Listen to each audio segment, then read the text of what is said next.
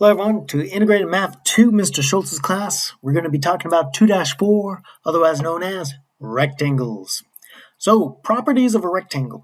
All four angles are congruent. So, we know that they are congruent. We also know that they are perpendicular.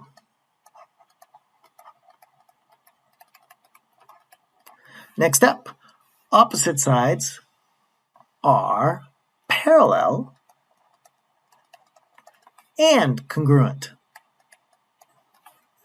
So we know that they are parallel, and we can put these little chevrons in to be like they're parallel, but we also know that they are congruent. Now, consecutive angles are supplementary. What does that mean? They add up to supplementary. Give me a second. And so finally, we also know that the diagonals bisect each other. So when the diagonals cross each other, we understand, hey look, these are congruent. The bisected. So yeah, we have right angles, opposite sides are congruent and parallel, and the diagonals bisect each other. That's about it. Let's go on. So use properties of rectangles. Jacob is framing a barn door with an X brace, okay, X. So we know that this is the diagonals crossing each other, okay. If RT is, so RT right here, is 3 9/16. So 3 9/16. And QR is 7 feet. And the measure of angle RTS, so this guy right here, is 65 degrees. Find each measure. If a measure is not a whole number, write it as a decimal. Okay, so I know PS is going to be congruent to QR. So PS has to be 7 feet. SQ. Okay, well, I know that RT, well, let's hold up on that. Let's do QTR. Let's hold up. This is a linear pair right here. So this is 65. So I know 60 plus this plus 65 would equal 180 degrees. So if I subtract by 65, I'll get 115. So QTR is equal to, so this is what I'm doing, a linear pair right here. QTR is equal to 115 degrees. All right, cool. What about this TQR? Let's hold up and look at that. So let's run this down. If I know that TR is 3 9/16, then I know that RP is equal to 3 9/16 times 2. And so if I do that, I get 6 and I get 18/16. So 6 18/16. Well, that's not cool. That'd be 7 1/8 if I simplify. So I know that SQ, it's asking me what's SQ. Well, it's going to be 7 1/8 feet, but it wants a decimal. So I'm gonna get a calculator and do it. Nah, I don't need a calculator. A quarter is 0.25. So 1/8 would be 0.125. All right, so that's 7.125. 7.125. So now let's figure out this. TQR. They want to know what this is equal to right here. Alright, maybe I should have used a different one besides this. So, if I know this, let's hold up.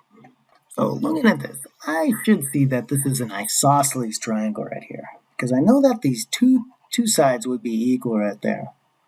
So if I know those two sides are equal, then the two angles would be equal.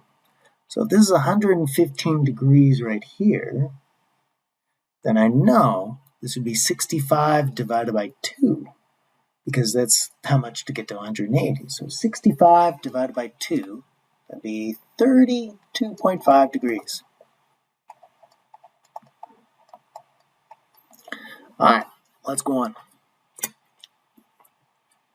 Now, if you want a different example, there's one in 83 in your book. Go ahead and read that one on page 83. Let's go on. Example 2. Use properties of rectangles and algebra. So we know that this is a rectangle. And we know that BAC is equal to 3x. Okay, so let's write this out. That's equal to 3x plus 3. All right, cool. And that ACB is equal to 5x minus 9. Well, we know this is a rectangle. So we know if this is 90, then this angle plus the other angle is equal to 90 because 180 minus 90 is 90. So we know that 3x plus 3 plus the other angle, 5x minus 1, has to equal 90. How do you know? Well, let's take this part right here. Plus this right angle, 90, is equal to the sum of the degrees in a triangle, 180. We'll subtract by 90 on both sides. Wow, look, it's equal to 90 now. So now I just need to combine these. 3x plus 5x, I'm simplifying, is 8x, and 3 minus 1 is plus 2. Now I just need to find out what times 8 minus plus 2 is equal to 90. Well, I don't want to deal with that. So I'm going to subtract by 2 on both sides, and I get 88 is equal to 8x. What times 8 equals 88? Well, I'm going to use the division property of equality to find that x is equal to 11. Here we go. That's the answer. That's it. Let's go on. So if a parallelogram is a rectangle, then the diagonals of the parallelogram are congruent.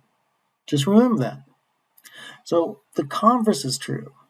So if these diagonals are congruent, so if AC is congruent to DB, then we know that, hey, look, we know that ABCD is a rectangle. That's pretty much what it's saying. Hey, look, if the diagonals are congruent, then this is a rectangle. So we're talking about like the other things. All right, check. Copy and complete the proof with the correct statements. So it's saying PQRS is a rectangle. We knew that PT is congruent to ST. Cool. We want to prove that QT is equal to RT. How? Well, let's go through this. So we talk about this is the given information. We go on. We know that PQRS is a parallelogram because that's the definition. Now it's saying the opposite sides of a parallelogram are congruent. What do you think we'd probably want to do? Well, they're probably going to tell us that PQ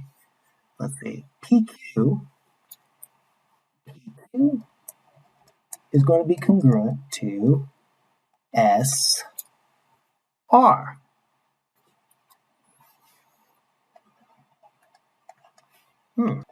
So the next part is, all right, so we know that, hey, look, we know that this side and this side are congruent to this side and this side. So the side. Now we're trying to prove, we'd want to prove side, like, hey, look, this side is congruent. So we're not going to use side. Well, we'd probably want to say, hey, look, angle P is congruent to angle S. So angle S and angle P are right angles. How do we know that? Well, because it's the definition of a rectangle. The angles are right angles. So now if we've said that they both are right, and that means they're both 90 degrees, then angle S and angle P are congruent. Therefore, we understand this is side, angle, side. We understand that angle RST is congruent to angle QPT. What does this mean? Well, we know that, hey, this triangle is congruent to this. Everything on this triangle is congruent to everything on this triangle. What does that mean? Well, we've just now proved QT is congruent to RT because of CPC-TC. What does that mean? Give me a second. This means Let's write it out. Corresponding parts of congruent triangles are congruent. Basically, hey, if we prove that the triangles are congruent, then every little part of the triangle is congruent with each other. That's it. All right. Well, let's go on. Last page. So example 4, identify rectangles on a coordinate plane. So proving rectangles. So we are going to have a choice.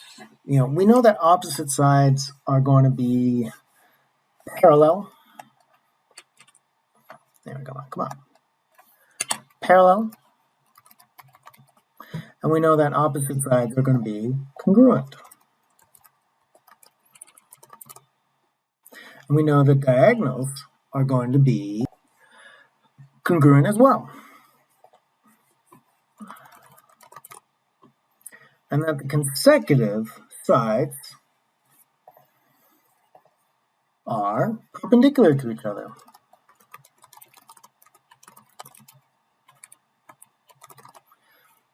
So why don't we test this? So if we're given this information, like we could be like, all right, let's use the distance formula to figure out, all right, these sides are going to be congruent with each other.